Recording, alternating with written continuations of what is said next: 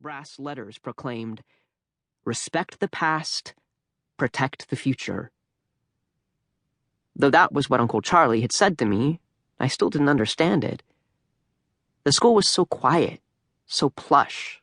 I was reminded of that funeral parlor where Uncle Charlie's service had been held.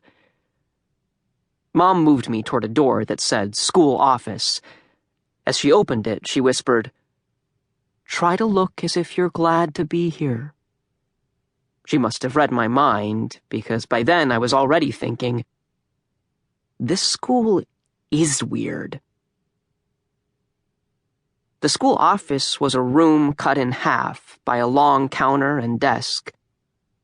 Walls were fine wood, the deep carpet golf course green, the air smelling like fake pine air. Sitting behind the desk was an elderly woman clutching a landline phone in her knuckle-knobbed hand.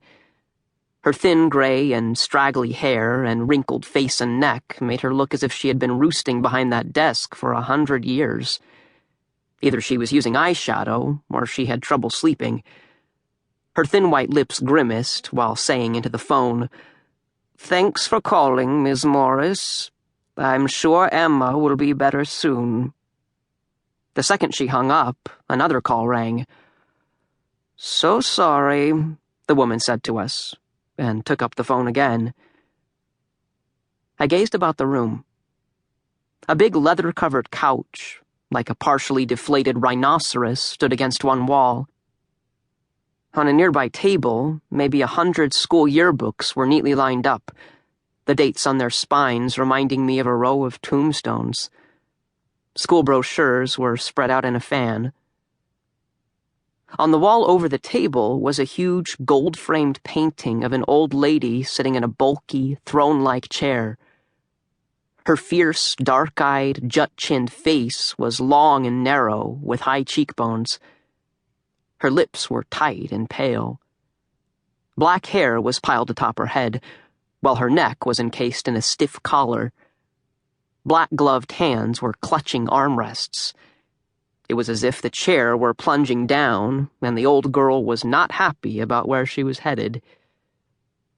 Finding the image unsettling, I turned away. On the opposite wall hung another large framed painting. This one was of a boy, maybe 12 years old like me, with blonde curly hair. His jacket and trousers were dark green. A white lace collar circled his neck like a fancy noose. His shoes were high-buttoned and polished. His hands were by his sides, balled in tense, tight fists. But what really held my attention were the boy's pale face and eyes full of dread, as if something awful was coming right at him. And oddly, I had the sensation I'd seen him before. Not that I could recall where. The woman at the desk hung up her phone, and with sarcasm thick as old pancake syrup said, "Forgive me. Bad weather, sick children. May I help you?" Mom pulled me from the boy's painting. "I'm Ellie Gilbert," she said. "This is Anthony, my son. He's starting school today." For a moment, the woman stared at me with great intensity, until her face abruptly softened.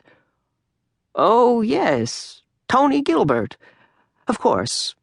Our new student.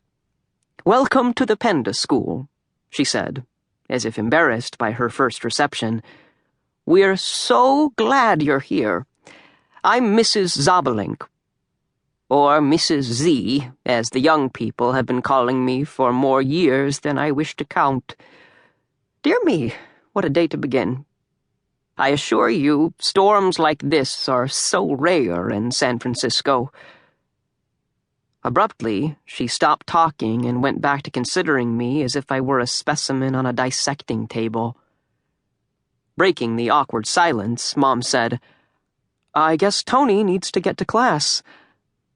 Mrs. Z yanked back to life. "Forgive me. I'm sure you're eager. But Miss Foxton, school head, likes to welcome new students. This way, please. She's expecting you." I hated school officials.